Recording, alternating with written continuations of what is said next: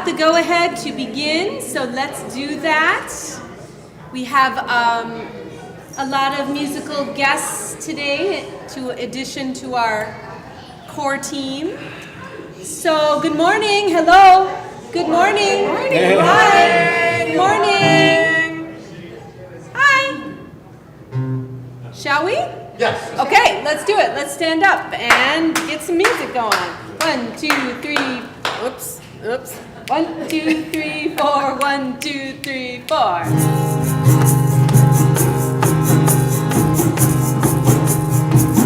Jennifer?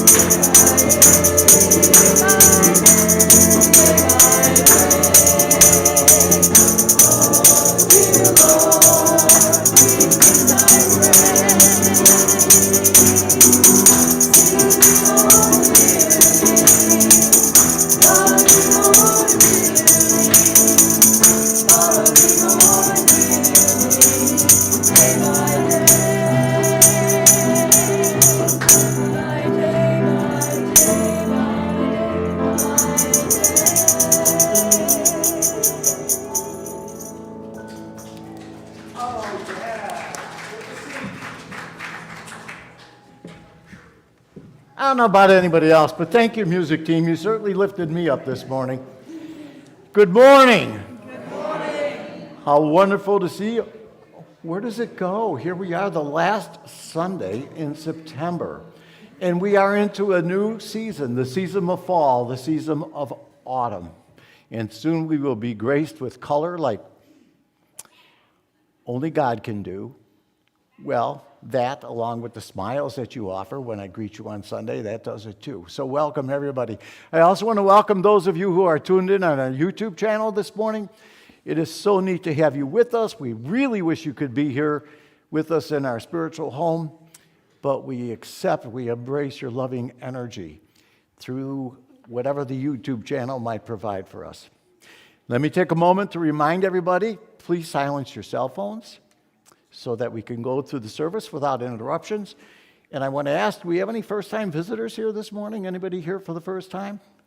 There's a soft hand that went up there. Welcome.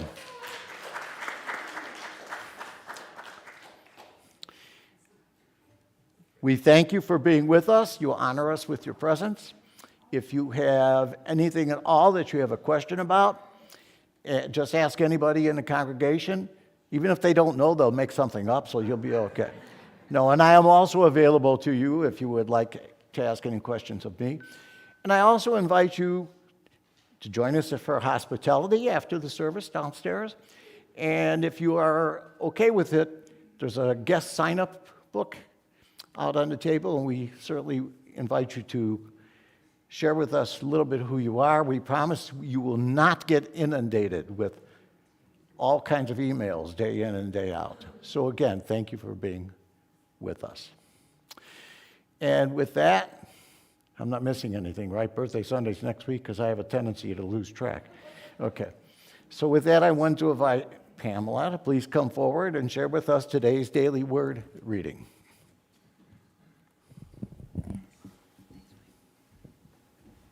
Morning, everyone. I'm going to make sure I speak loudly because last time I heard I wasn't speaking loudly enough. Okay, so good morning, everyone, and what a beautiful way to start. Thank you, everybody. You're so talented. Today's daily word is healing. Divine life lives as me. I am whole and well. When I am experiencing a healing need, I focus my thoughts beyond illness and discomfort. Even as I seek treatment for the injury or illness, I see myself whole. Take a breath. I remember that I am created in the image according to the likeness of God. I know my life is God's life, living as me. Divine life fills every cell, strengthens every muscle, bone, and organ, and quickens every nerve in my body. It restores perfect order in all body's functionings, releasing and replacing anything unlike itself. When someone asks me to pray with them, I do not ask them their symptoms or circumstances. I affirm the healing activity of divine life in each one with whom I pray. I see them as the spiritual being they are, whole and well. And from John 1:4, in him was life, and the life was the light of all people. So I invite you to come after service. We prayer chaplains stick around. If you want more privacy, we can go in a little back room here to pray. And also don't forget, we have a prayer box right over here in the corner. If you have any concerns, you can put those prayers in there. So have a beautiful day. Thank you. Thank you, Pamela. And now I invite all of you to please join with me in praying our Spirit's unfolding vision prayer. Guided by divine wisdom, inspired by divine imagination, centered in divine love, and knowing that God is our source, we boldly move forth in faith as we allow Spirit's expanding vision to unfold in our lives, the life of the spiritual community, and our world. Thank you, God. Amen. And now I invite you, please, if you can, to return to your feet and join in singing and praying the Lord's Prayer.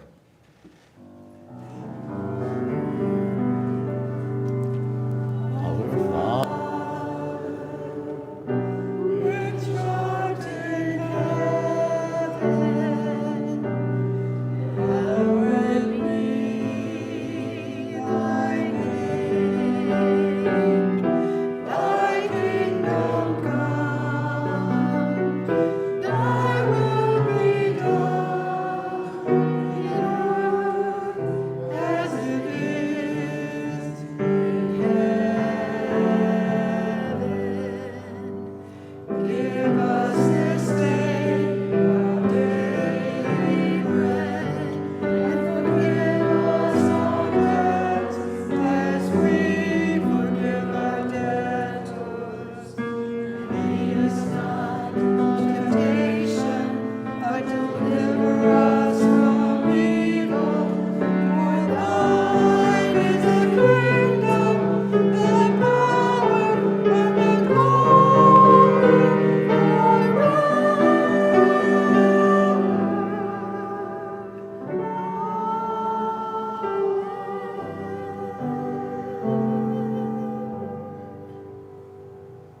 Please be seated.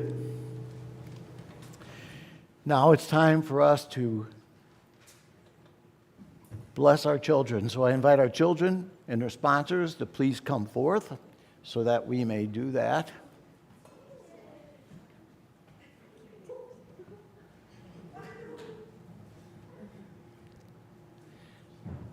It's just hard not to smile.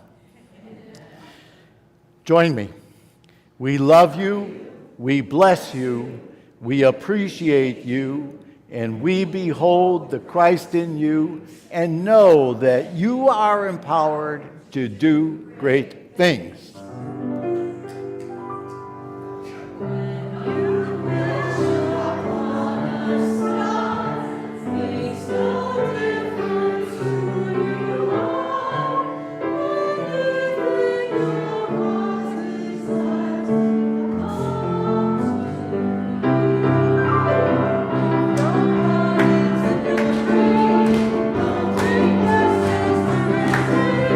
But you worship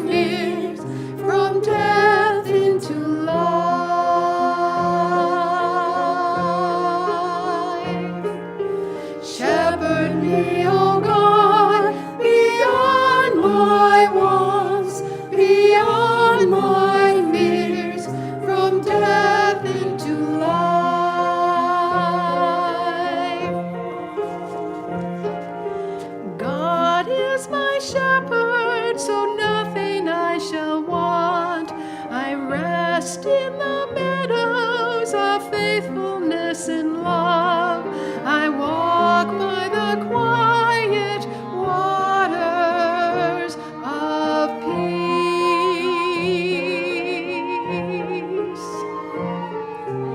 Gently you raise me and heal my weary soul. You lead me by pathways of righteousness and truth. My spirit shall sing the music of your name.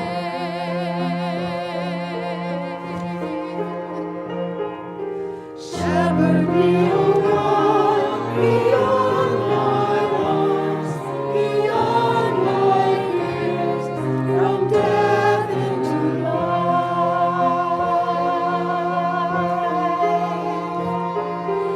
Though I should wander the valley of death, I fear no evil, for you are at my side. Your rod and your staff, my comfort and my hope.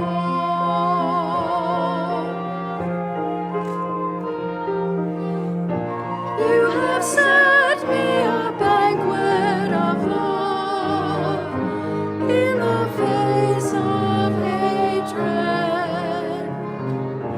crowning me with love beyond my power to hold. Shepherd me, O God, beyond my wants, beyond my fears, from death into life.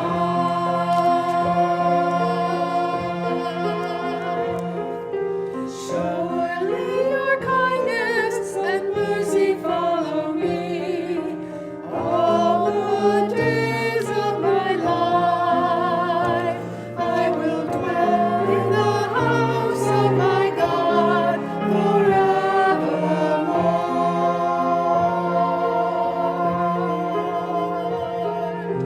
Shepherd me, O God, beyond my wants, beyond my fears, from death into life.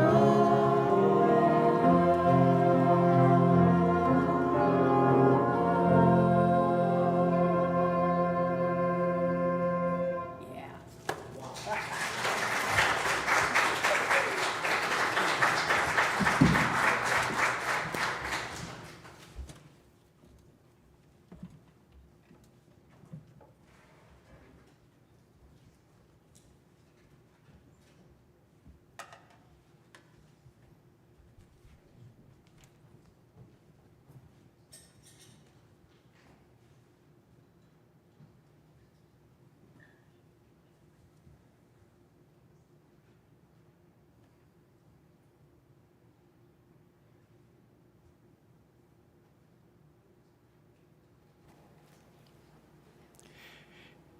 Thank you, music team. Sometimes I just need a moment to recover, from a very special place after you guys share your gift with us. And I know everybody else is grateful, and I'm truly grateful.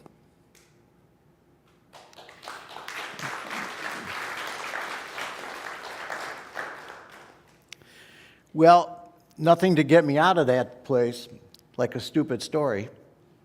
So I have a stupid story for you today. There was a farmer, and this is very consistent with our theme today, okay? There was a farmer who was tending to his flock of sheep, and all of a sudden, a fancy sports car came driving up, and a young city slicker jumps out of the car, and he goes up to the farmer, and he said, "If I guess exactly the right number of sheep that you have, can I have one?" And the farmer's kind of amused, and he says, "Yeah, sure." So he whips out his laptop, and he goes on to Google Earth and takes an aerial view of all of the sheep. And he does some fancy algorithms in his computer, and he looks at the farmer, and he says, "You have exactly 1,432 sheep." And the farmer's amazed and nods his head and he says, yeah, that's right. Take one. And so he quickly opens the back of his seat of his car and he puts an animal in the back seat of the car. And the farmer said, but now I have something for you. He says, I'll make a wager with you. He said, I will bet you my entire flock against that fancy car of yours that I can guess exactly what you do for a living. And the young city slicker is kind of amused and a bit of a gambler, and he says, okay. And the farmer looks at him and he says, you are a consultant. And the young man's flabbergasted. He says, how did you know that? How did you figure that out? And the farmer said, well, you came out of nowhere, approached me uninvited. You're driving this fancy, snazzy sports car. You're wearing a $1,000 suit. You told me something I already knew. And you don't know anything about my business. And give me back my dog.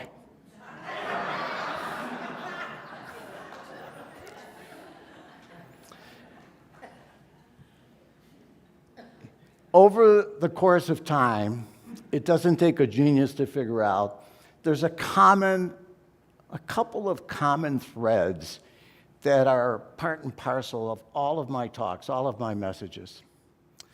And one of them, of course, is consistent with Unity's second principle, that we all have this Christ essence that is not just a part of us, that is really who and what we are. And the second part of that is from that place, you have power beyond belief. You have the wherewithal to seek out new possibilities. And within you, coming from within you, nothing is out of reach.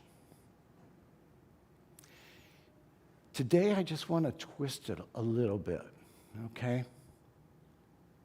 And instead of thinking about that power that I just was referencing, I want to talk about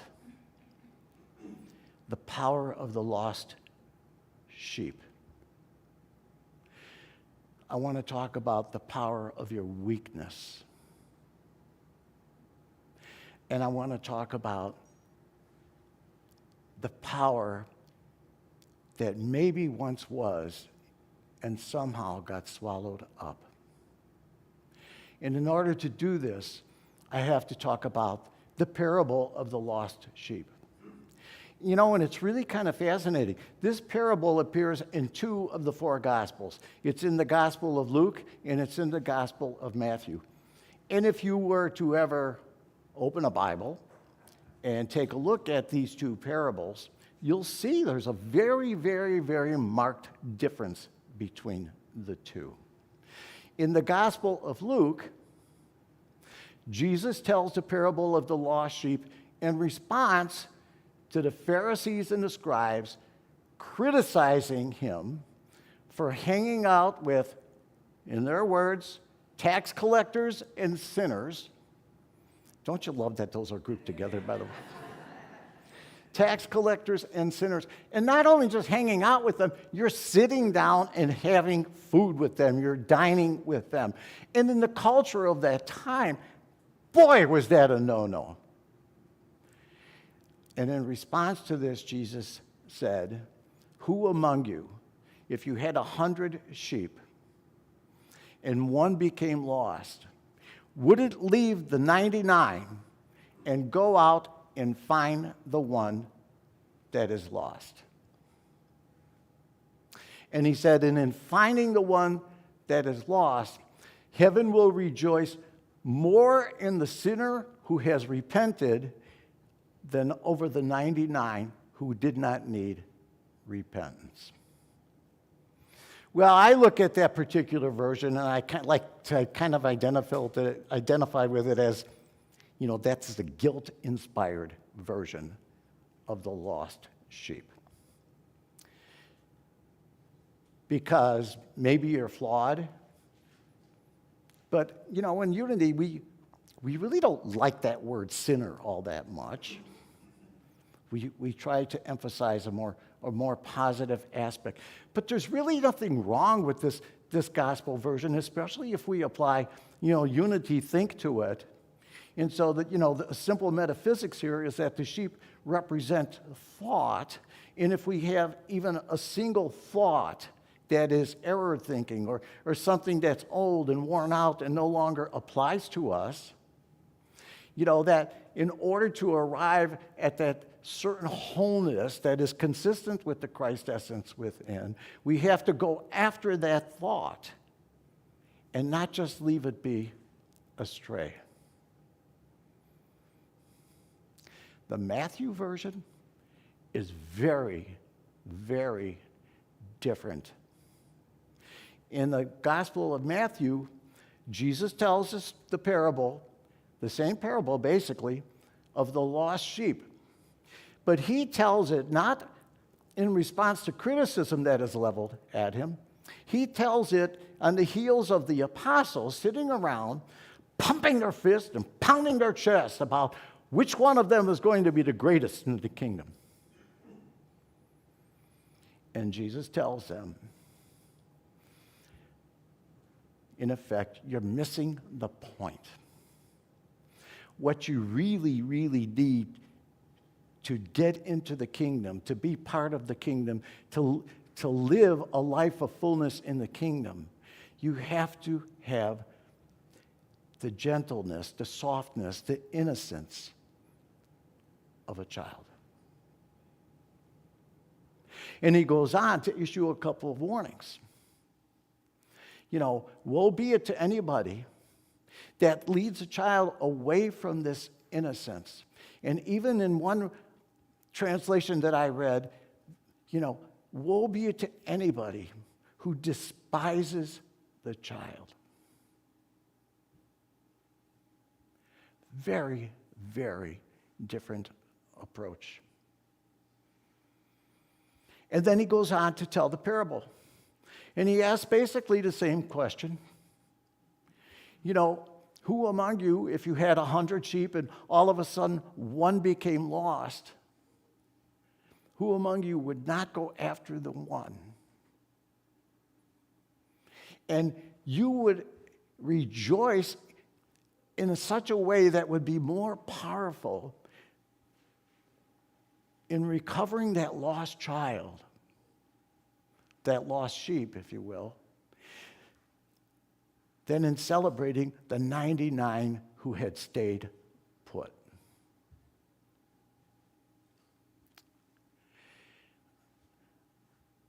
I don't know if you've ever lost anything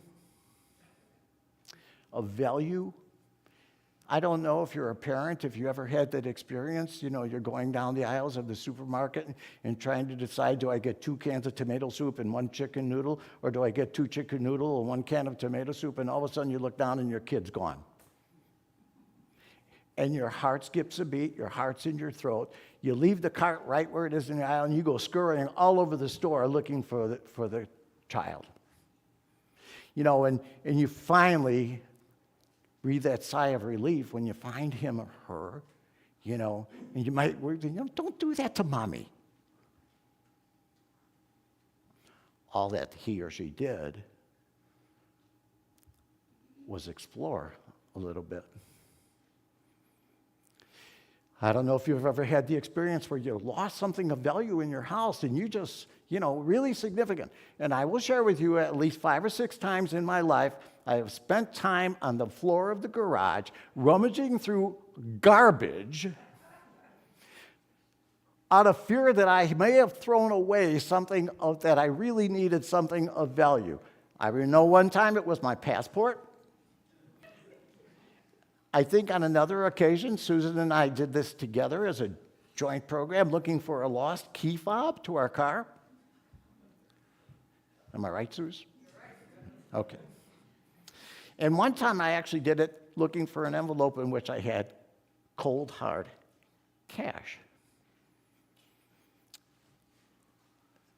And it makes sense.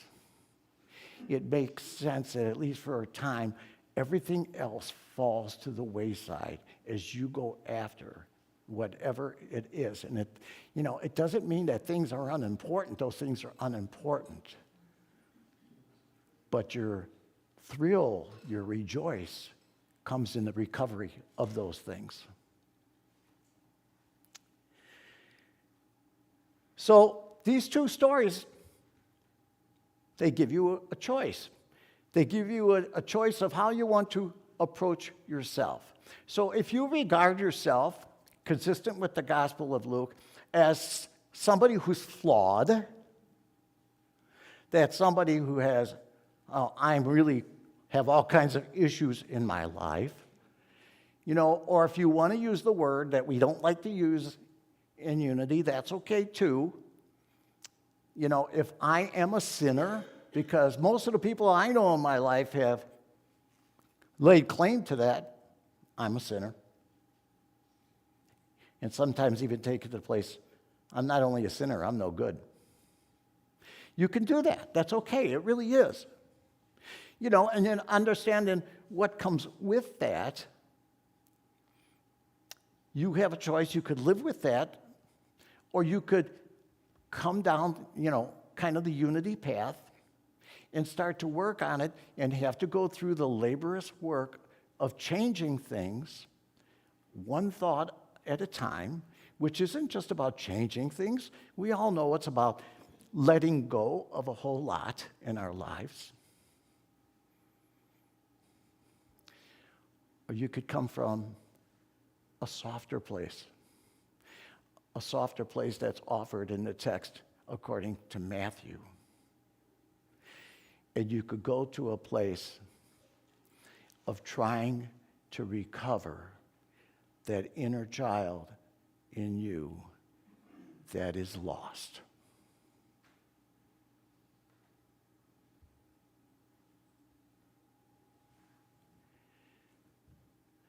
I think all of us have lost that inner child to some extent. That part of us that is innocent and filled with wonder and filled with dreams and filled with a sense of adventure, and it's filled with a sense of discovery. Have you ever personally experienced being lost? 2 occasions I will share with you where I was literally lost. One goes back to, I don't know how old I was or how young I was, probably about the age of Josh. And we went to visit an aunt and an uncle, and they lived in a really nice neighborhood that had trees and grass and things like that. Not like my neighborhood, but that's okay. And my parents were comfortable with letting me just go outside to play. And I wandered. And all of a sudden, I realized this isn't where I was. And I honestly can feel the anxiety that I felt then. I had to try to get back, and I wasn't having good luck at it. And all of a sudden, I started to just cry. And on that particular occasion, my uncle jumped on his motorcycle and been going up and down the streets, and he found me, and he brought me back. Fast forward now about 40 years when I did a lot of jogging and running, and there was a forest preserve near where I was living, and I always loved to run around the path. And there was a single path that I said, I should go down there sometime. And I never did, because I was afraid. And one time, whatever possessed me, I went down that much smaller path in the forest. And it was sunset. And it was getting dark. And I had no cell phone. And the little bit of light that the sun was still casting was pretty much blocked out by the trees. And I was sweating. So the mosquitoes in the area said, dinner. And I got lost. And I was so truly afraid. There's something really sacred. There's something really divine in being absolutely lost. because there's only one place to look when that happens. You have to put yourself into that frame of mind. You have to open up your heart to whatever the crazy mystery is that you might call God or Spirit. And so I did that in that instance, and I just heard one message. You can't stop here. You have to keep moving. You have to keep moving. Obviously, I made it out, okay? I had more than a dozen mosquito bites to show for it. And when I got out of the forest, I really still didn't know where I was, but I was just filled with elation and joy and a sense of triumph because I was found in a very real way. And eventually made my way home. The world in which we live constantly sends us a message. It's not immediate, okay? Last week we had visitors that brought a beautiful 5-month-old baby girl into the church, and a lot of us were doting over her. She was one of the most gorgeous-looking angels. And we marveled, I think, not just at her beauty, but at her vulnerability, her dependence upon us. But it doesn't take long. We don't get too much older than that, where we start getting a different message. The world expects us to and demands that we grow up, that we put away our innocence, and it's time to mature. And crying is a big no-no. Okay, ladies, I know this applies to you as well, but it's absolutely more the case for men. Okay? Just a couple of days ago, somebody really important in my life had something happen to him. He unexpectedly had a loss of a relationship that was very young, but I think it was really very gratifying and fulfilling for him. And for no reason whatsoever, it was over. And I said to him, I'm really sorry. And he was very stoic about it all. I'm all right. It's all good. I'll be fine.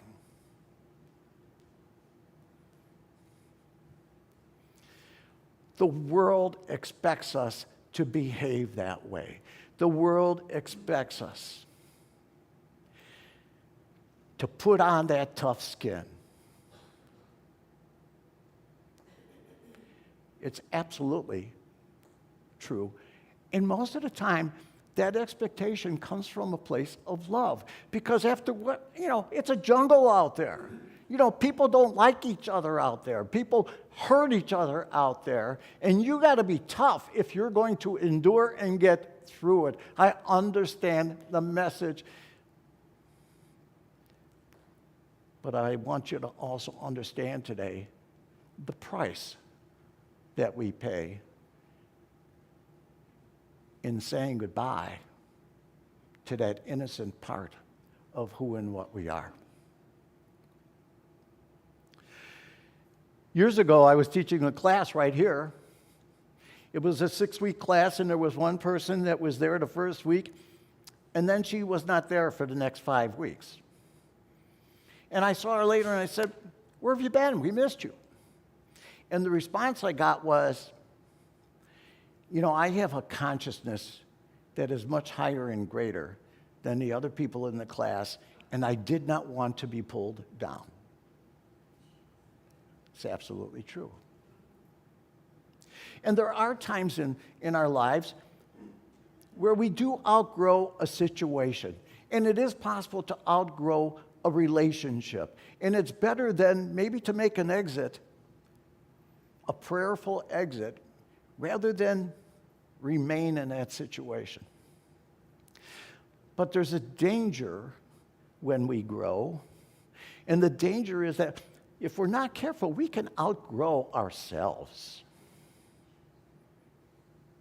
You know, we can become so arrogantly wise, so affirmative in the truth that we have discovered, that we could allow a deeper inner childlike truth and innocence to disappear in the process.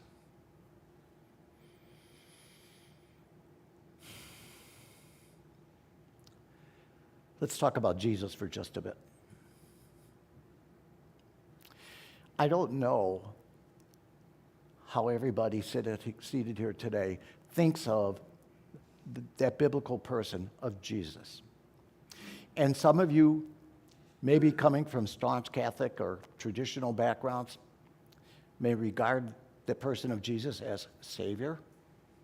Or maybe you're, on a different part of the spectrum. As we teach and preach in unity, we like to refer to Jesus as our way shower.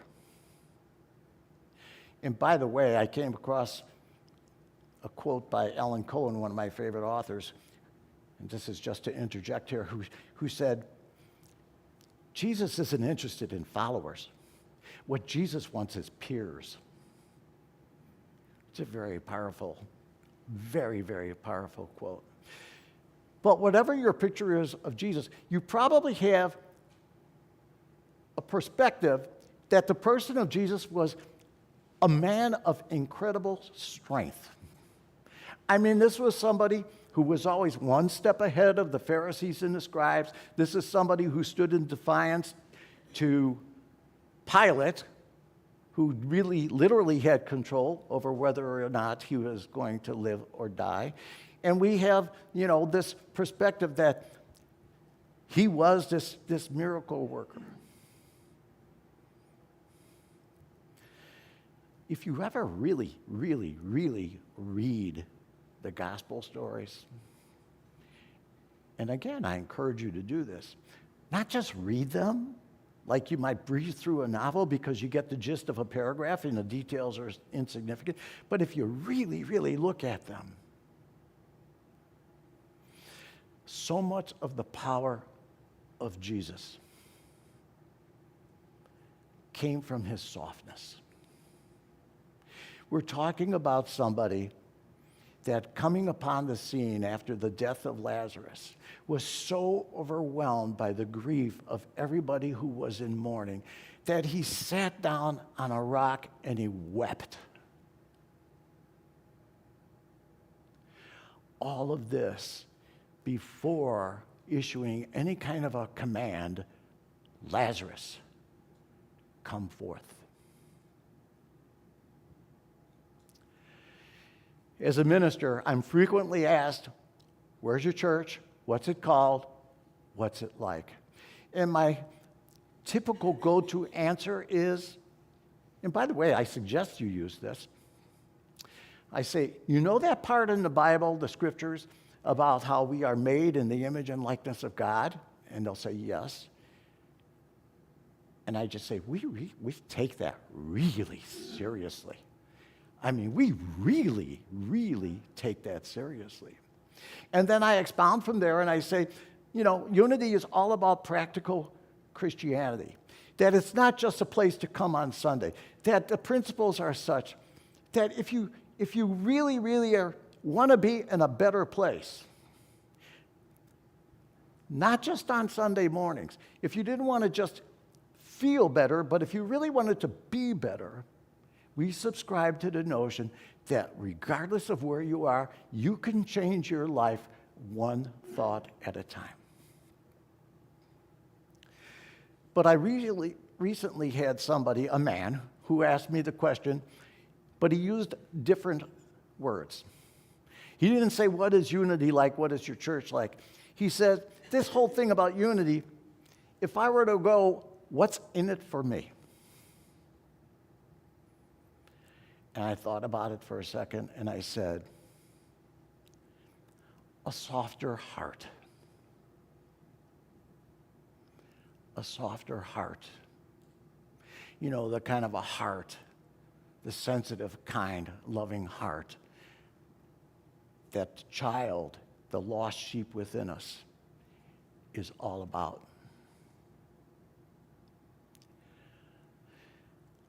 So I've been pounding away here so far all around the concept of the lost sheep. But there's another character in the stories, and that's the character of the shepherd.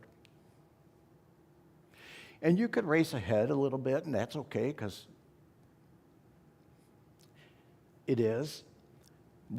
Something probably comes into your mind, you know. And as the beautiful song that was done by the music team today, Shepherd Me, O Lord. And maybe you tend to think of the shepherd as God, or maybe you think of the shepherd as spirit. There's nothing wrong with whatever it is that resonates with you. Nothing wrong at all. Because I'm not out here to correct any of that this morning. Whatever has meaning for you, whatever is the ground of your being, if you regard whatever that reality might be as your shepherd in your life, fantastic. In the Gospel of John, Jesus actually lays claim to the title. He says, I am the good shepherd. My sheep know my voice. My sheep know who I am, and I know who my sheep are. So maybe you go to the place of, okay, then the shepherd must be that Christ essence that we're always speaking about in unity. And that's okay too, because we're making distinctions here without differences. But let me make one thing clear. Ultimately, you are the shepherd. Ultimately, you are the one that's going to have to do the work and go and find the lost sheep, that forgotten child deep within you. And you could ask for help. That's okay. I mean, when my mother was coming, when I was 10, 12 years old, I would leave the house on a summer morning at 7:30 in the morning and not come back home until 10:30 at night. I know that sounds crazy, but it's true. There were no cell phones back then, so if my mother wanted me, she got off the chair, came down the stairs, went outside, and started to look for me. And she asked for help. You know, hey, have you guys seen Michael?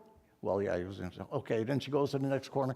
Was Michael here? Yeah, he was, and she would trace me down. There's nothing wrong for help. But what you cannot do is hire somebody to do the job for you. Okay? You can't. And Jesus speaks about this. That if you hire a hand to guard the sheep and the wolves come along, as soon as the wolves come along, that person is hightailing it out of there, and the sheep are left to be devoured.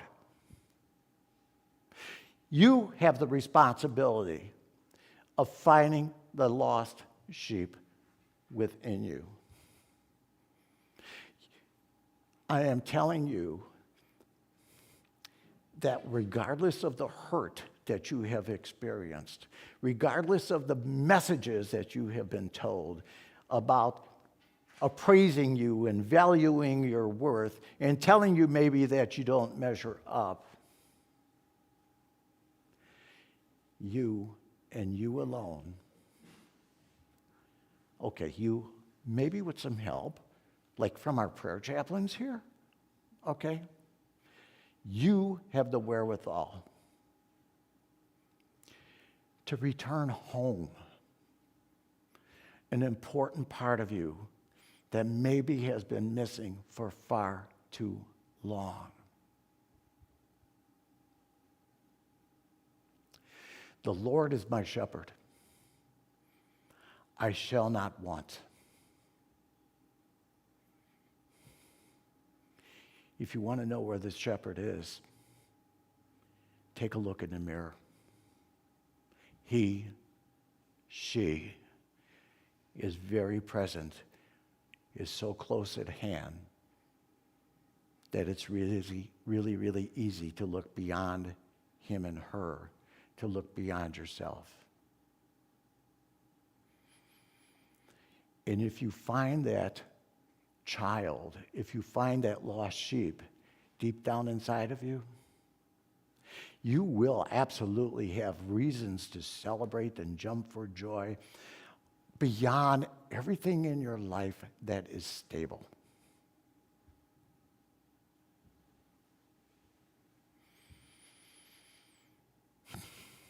To go looking for it, you're going to have to temporarily abandon the other 99 sheep inside of you. What are those things? I don't know. They're particular to you. You know, maybe it's a relationship that should have been quit upon a long time ago. Maybe it's your job. Very likely it's your habits. Almost definitely if you have an addiction, it's that.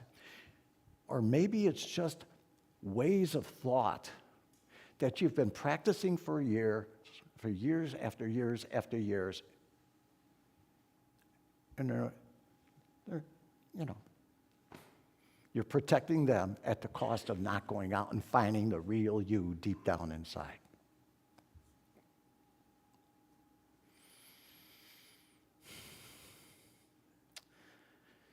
I was going to try to do something funny at the end of this talk and emanate beep, sheep sounds.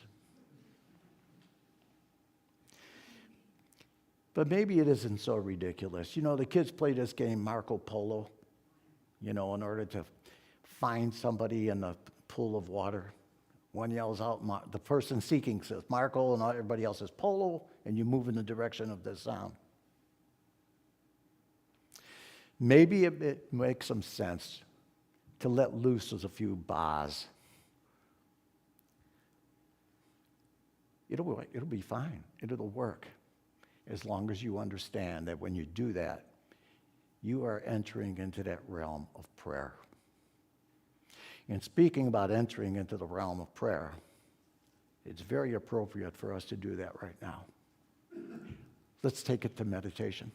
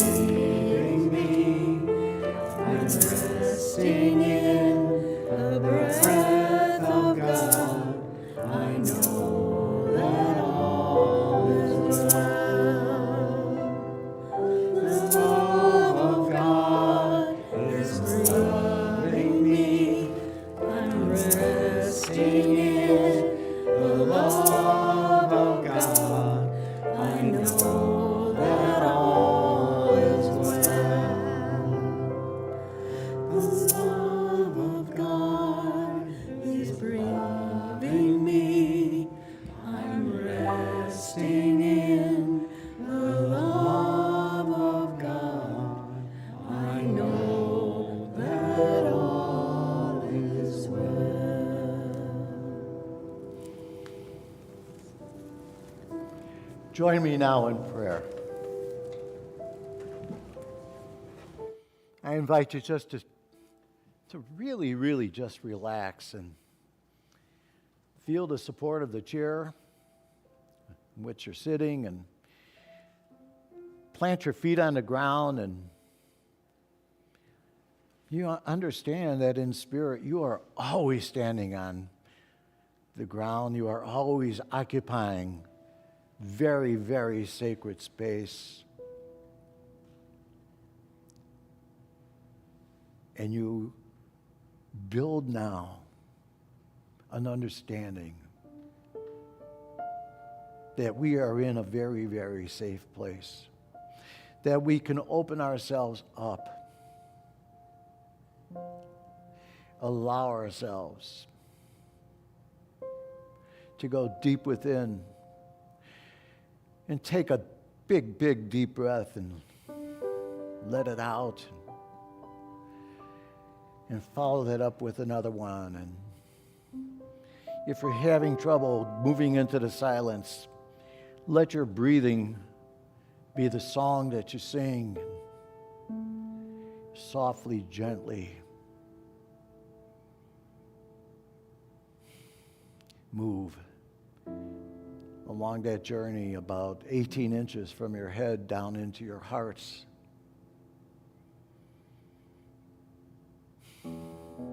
Understand you are not called upon to do anything now, but be present, to listen.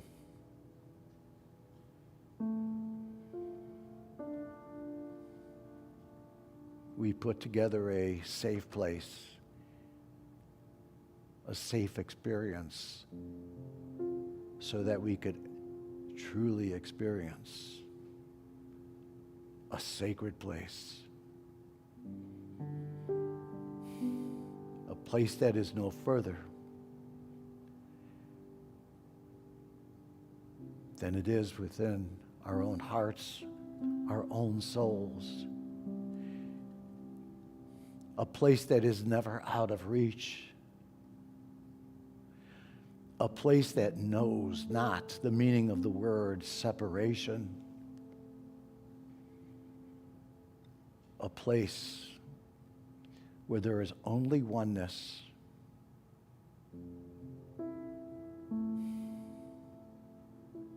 A place where we embrace the presence of God, not just around us, but deep within.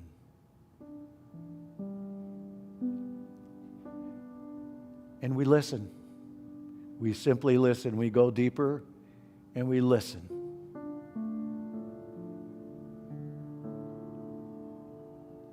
We may all hear different words,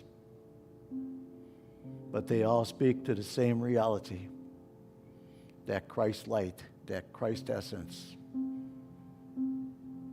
which is never extinguished from us.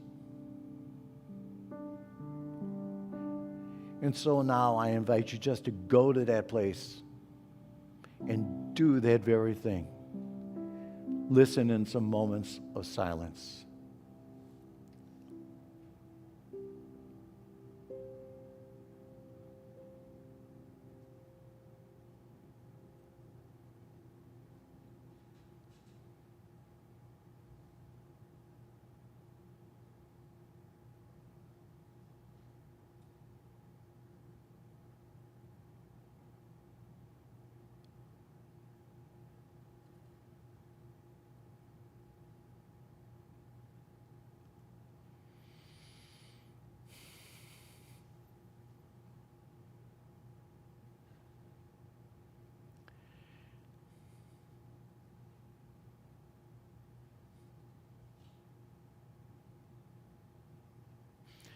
And now, maybe as softly and gently as a mother wakes a child because it's time to go to school, I softly, gently invite you to return to this space. Open your eyes when you are comfortable doing so. Embrace the beauty of this room. Grow aware of those seated with you, those seated around you. And return with a deep sense of appreciation. And in the knowing that the shepherd in you is more than capable of discovering the lost sheep. And for this time together, loving Spirit, we give you thanks and praise for this opportunity to know ourselves a little bit deeper, and in doing so, know you perhaps just a little bit deeper. And a better understanding that you are not far from us, but you dwell deep within us. And for all of this, sweet Spirit, and so very much more,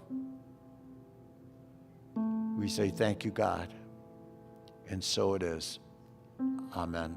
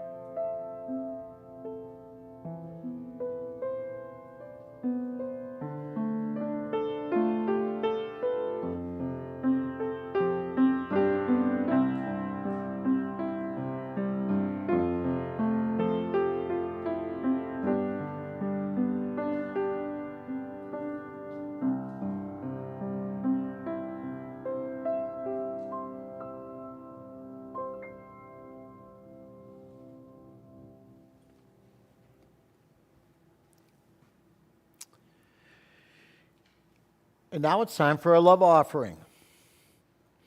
That time in the service in which you put forth something tangible, something that shows your investment, not just in keeping the lights burning and the air conditioning on, but an investment in this church family. We thank you for the dollars and the cents, and we thank you more than anything for your personal investment. You're stepping forward to be present in a very real way as part of this family. So join me now in praying our affirmations. God is my instant, constant, abundant source of supply, and divine love flowing through me blesses and multiplies all the good that I am, I have, I give, and I receive. Divine love flowing through us blesses and multiplies all the good that we are, we have, we give, and we receive.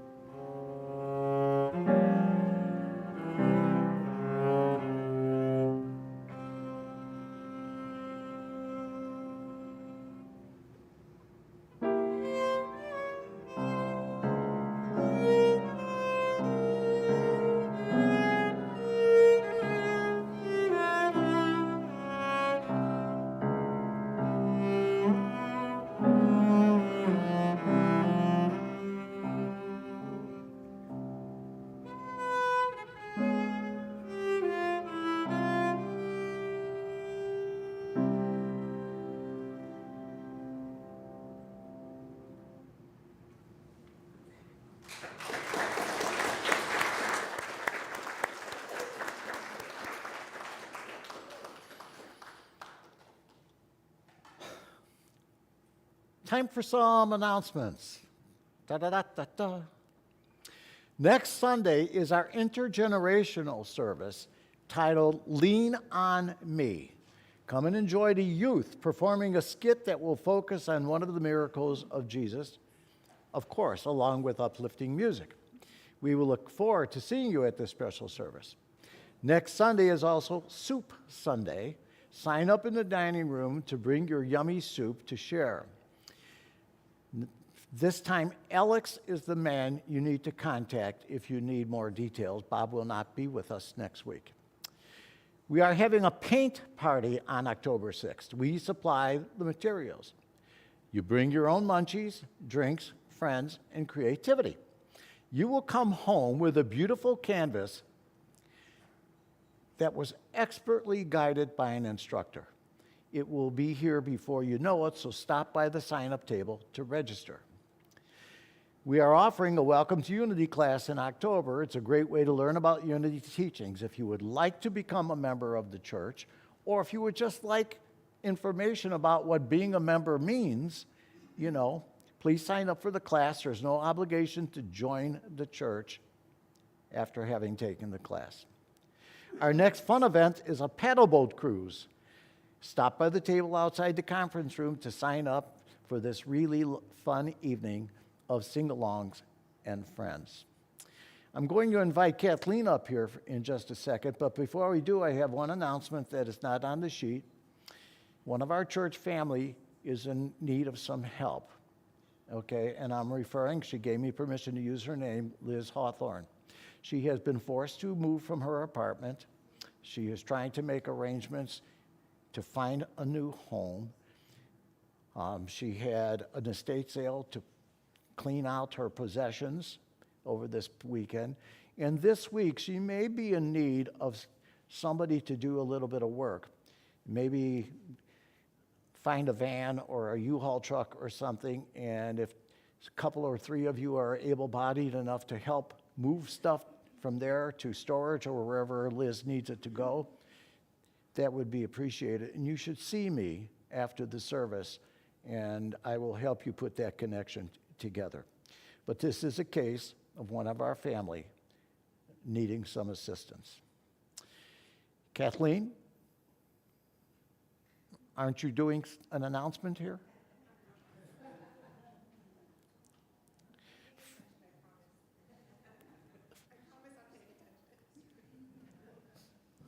I love when Kathleen's here on Sunday. I told her at the beginning of the service she's not getting overtime for this. Thank you. I'm Kathleen. I don't know if everyone knows me, but I know most everybody. I'm the office manager here. Fun fact, yesterday was my 10-year anniversary here.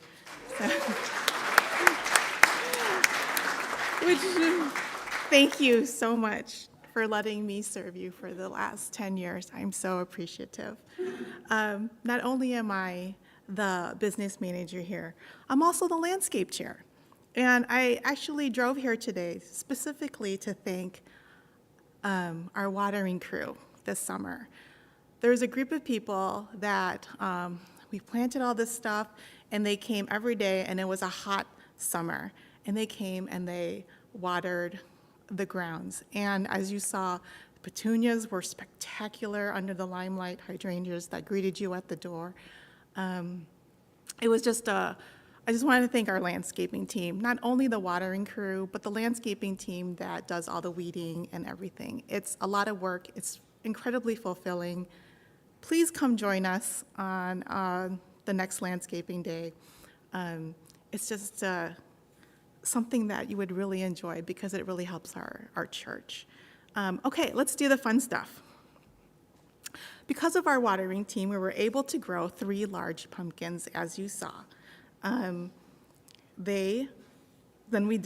Mike was the one that decided to have the contest to guess how much they weigh. We had 31 guesses.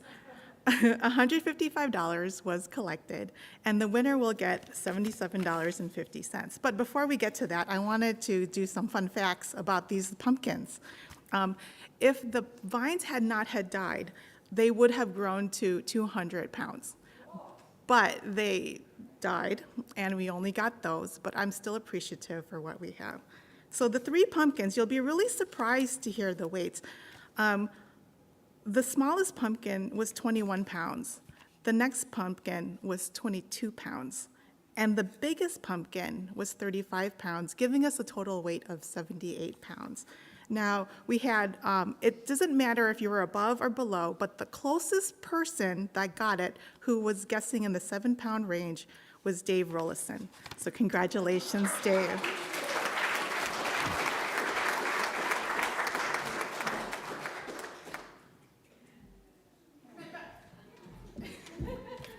I got more. I thought you would want to know who came in next. So the next person that got in the closest was Alex Christensen. You came to 9 pounds away. And your prize is to take home one of these lovely pumpkins. Yay!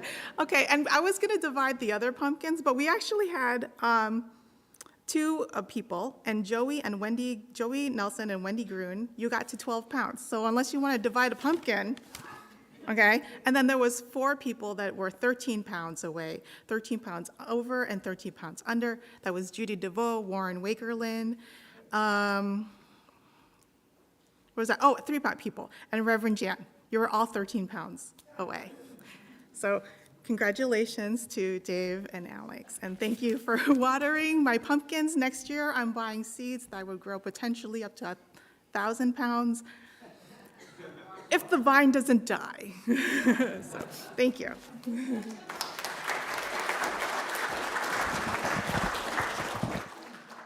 One more quick announcement. The license plate frames are in. If you ordered a plate, stop by and see Kathleen by the pumpkins to pick yours up. If you signed up to have them installed, please be here next Sunday, and I will personally install them on your car after the service. And so that concludes our announcements. It's time for a congregational blessing. I ask you to please rise, turn to the person next to you or across the aisle, and bless one another, and then remain standing for our prayer of protection and our peace song. We love you, we bless you, we appreciate you, and we behold the Christ in you and know that you are to do great things. The light of God surrounds us, the love of God enfolds us. The power of God protects us, and the presence of God watches over us. Wherever we are, God is, and all is well. Sing it out. Let there be peace on earth, and let it be